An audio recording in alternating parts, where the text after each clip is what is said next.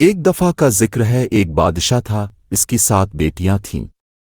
وہ ان سب سے بہت پیار کرتا تھا اور ان کے ہر آرام کا خیال رکھتا تھا۔ ایک بار جب دسترخوان سجا ہوا تھا، وہ سب لوگ ساتھ کھانے پر بیٹھے تھے۔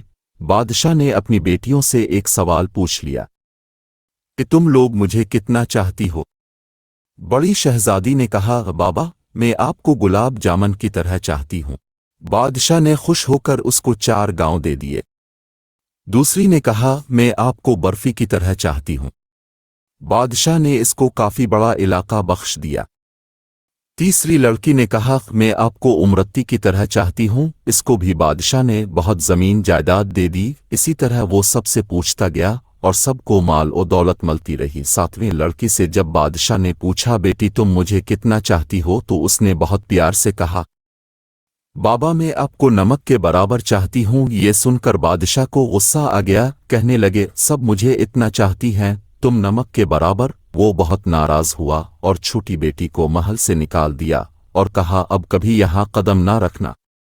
وہ جنگل کی طرف چلی گئی اور پتوں اور لکڑیوں کو ملا کر ایک جھونپڑی بنا کر وہاں رہنے لگی۔ بھوک لگتی تو پھل کھا لیتی، سوکھے پتوں کا بستر بنا کر سو جاتی۔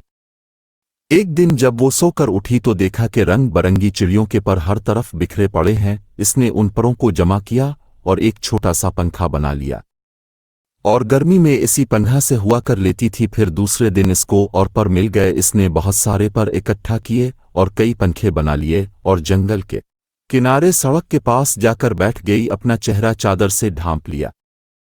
لوگ آتے گئے اور پنکھا خریدتے گئے۔ اتنا خوبصورت پنکھا انہوں نے کبھی نہیں دیکھا تھا، اب تو رش سا لگا رہتا۔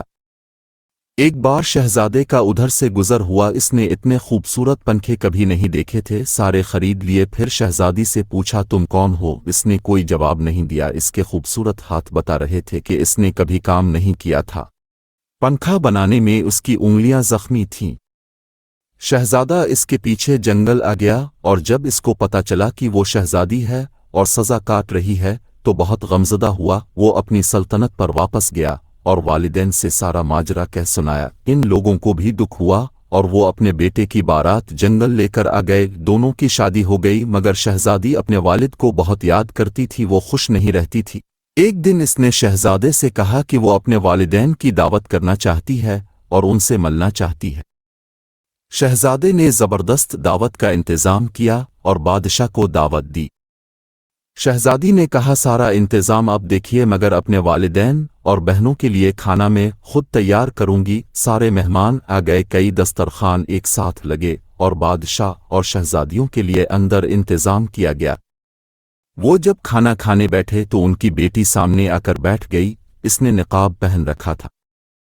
جب بادشاہ نے پہلا نوالا لیا تو کھانے میں نمک نہیں تھا، دوسری ڈش نکالی، وہ بھی بغیر نمک کے تھی۔ تب ان کو بہت غصہ آیا کہ مجھے بلا کر یوں بغیر نمک کا کھانا کھلایا گیا۔ تب چھوٹی شہزادی نے اپنی نقاب ہٹائی اور کہا، بابا، میں آپ کو نمک کے برابر چاہتی ہوں، یہی کہا تھا میں نے، نمک کے بغیر کسی چیز میں لذت نہیں ہوتی۔ بادشاہ چونک اٹھا، پھر اس نے آگے بڑھ کر بیٹی کو گلے لگا لیا اور اس کی آنکھیں بھر آئیں۔ بیٹی سے معافی مانگی تو شہزادی نے کہا، کوئی بات نہیں بابا، اللہ تو سب کا ہے، اب پریشان نہ ہو، میں اب بہت خوش رہتی ہوں۔